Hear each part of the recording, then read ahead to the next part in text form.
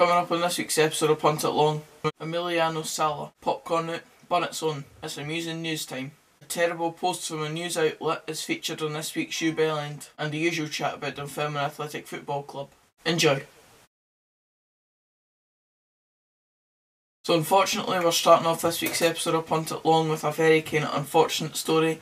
It's obviously the Emiliano Sala stuff. If you've not seen it, then obviously you wouldn't have maybe been on social media or whatever in the last couple of days, but it came out obviously that Emiliano Sala signed for Cardiff City at the weekend just past there. I think it was Saturday, and then he went back to his club in France to say goodbye to his teammates, and then obviously he was away to get the flight over to Cardiff, where he was due to take his first training session, I think at the start of this week on the Monday.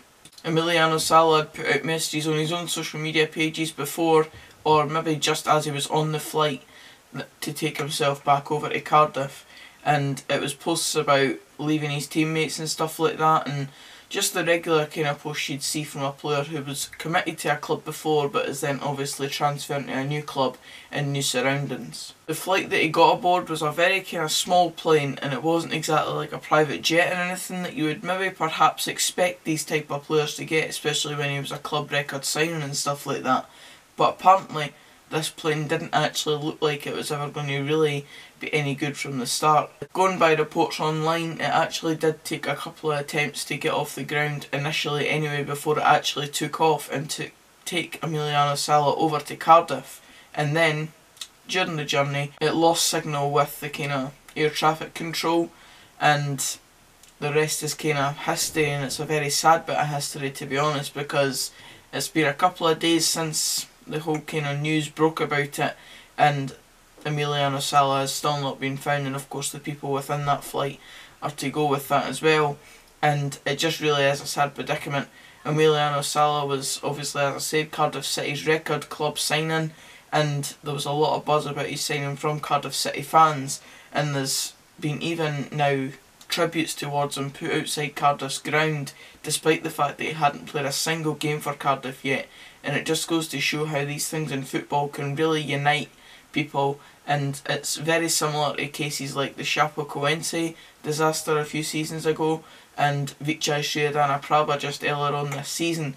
It really is one of these things in football that you just never think about happening, and it really is a sad predicament because it does look like now that it's very highly unlikely that Emiliano Sala is going to be found, and it'll be one of these ones that's just going to be remembered as a terrible disaster in football. He went on to say in a WhatsApp message, apparently this has kind of came out in the last few hours, or at least the last 24 hours, where he was in a WhatsApp group with his former teammates at his French club that he was at, and basically this was pretty much the message that he gave out.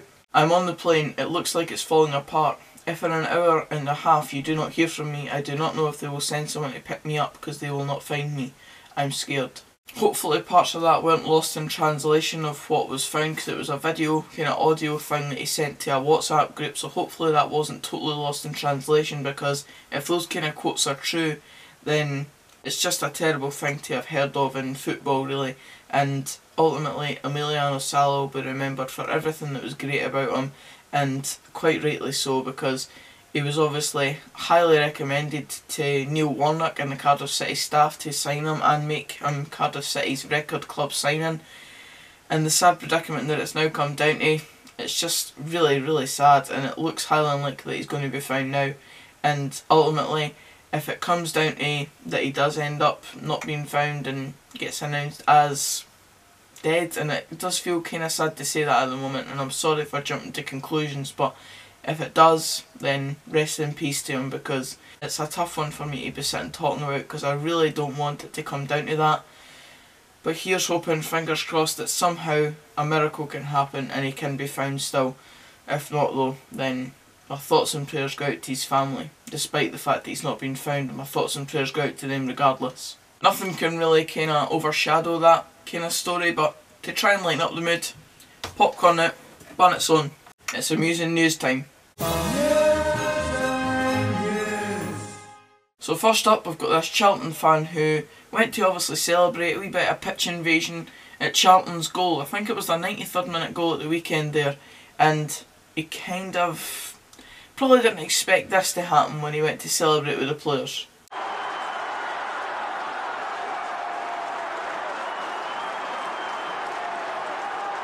If you're a man watching this, I'm sure you know the feeling of that. And I think all our condolences go out to the Charlton player who had to deal with that horrendous bit of pain. For all that amusing news can be a bit of comedy, like last week where there was a couple of actually amusing bits of news really, this is one of them as well. Newcastle's Salomon Rondon took a shot when Newcastle were winning against Cardiff at St James's Park at the weekend there, and he took the shot, it smacked off Bennett's face, I think that was the Cardiff City player's name, and it did look like Bennett, the player involved, went down a bit kind of unconscious and definitely a bit kind of, you know the feeling, just a bit limp. And Salomon Rondon kicked the ball out of play to get attention to him straight away, and it is just one of the ones that is a really good story to be able to bring to anyone, because it's just a bit of sportsmanship in football that you don't normally see in football, and it's what amusing news is all about. Next up, Good Guys FC member Chris Doolan is inducted into the Partick Thistle Hall of Fame, and this will be good news to Partick Thistle fans because obviously Chris Erskine just leaving the club. He left in kind of unceremonious circumstances as far as Thistle fans thought of Gary Caldwell and stuff like that. So to see Chris Doolan, one, given a testimonial for this year, and two, now be inducted into their Hall of Fame, at least it's kind of a silver lining in that dark cloud hanging over them from Chris Erskine's departure. And finally this week, now I don't actually know about the kind of circumstances of this game. I don't know if it was just like a kind of charity game or a wee kind of jokey about game like a Sunday League game or whatever.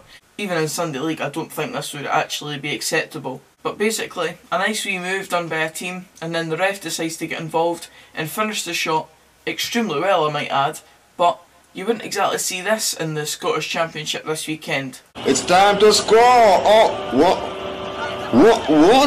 are they doing?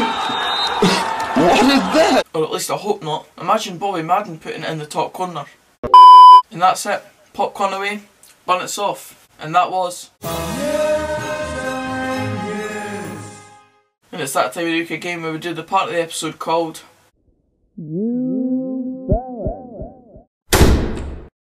Unfortunately this week the Bellend entry isn't really a humorous one. It's actually a very bad bit of journalism in my opinion, and it's exactly what I hate in modern day football. Because lo and behold, lads and lassies, we've got the Daily Star hammering the hashtags on Twitter on a post about Emiliano Sala's FIFA Ultimate Team card prices going up rapidly since his disappearance and possible death. This modern day generation style of journalism and instant need of clicks on social media is just sickening to me, especially when it comes down to situations like this, and the fact that a newspaper comes out with a tweet like this and even thinks about putting this up on their website. I just don't get it. I don't know why. How is that even news anyway? So that's the first point. How is that even newsworthy in the first place? And secondly, look at the amount of hashtags that's in that post alone. Daily Star, you make me sick. And as usual here on Punt It Long, we'll go full circling back to my team, Dunfermline. Now for this one, it's a bit of a strange one because obviously throughout the full January window we haven't really been linked with any players because it's been all involved with the kind of manager side of it, and then we've been looking at kind of having limited funds and not being able to bring in many players. But this week we've been linked with Morton goalie, or now ex-Morton goalie, Ryan Scully, who did have 2 loan spells from us when he came on loan for Partick Thistle during the kind of dull years in League One for us. And I don't know what I feel about this kind of transfer. My dad actually joked about this transfer being a thing because he likes Ryan Scully, and when we were last at Morton away, he was kind of thinking, well, we could possibly bring in Ryan Scully and he would prefer him over Lee Robinson. And now it seems like it's coming a bit to light because Ryan Scully has now left Morton on mutual consent to go and find first team football. So if the first team football is coming at Dunfermline, then surely that spells the end for one of our goalkeepers, or perhaps a Camigal loan spell out somewhere. It's quite a strange one for me because obviously we're looking for a striker, and that could still happen as well, with slight rumours of Robert Thompson, another Morton player currently, coming to us maybe after this weekend's game, which would yet again be another strange one. It's just getting the band back together for the League One days, lads. And that's it for this video, guys. Cheers for watching. If you did enjoy, please give it a like. Comment down below anything you think maybe about the Ryan Scully stuff. Do you think we should be bringing in a goalkeeper? And if so, what do you think will happen? Do you think Cam McGill will go on loan? Or do you think it spells the end for one of Lee Robinson or Sean Murdoch? And subscribe for more of this type of content as we head towards 850 subscribers. And until our next video, which will either be a video tomorrow if we sign Ryan Scully or any other player, but if not, then it'll be Friday's video looking at this weekend's games. Then I'll see you then. Cheers, guys.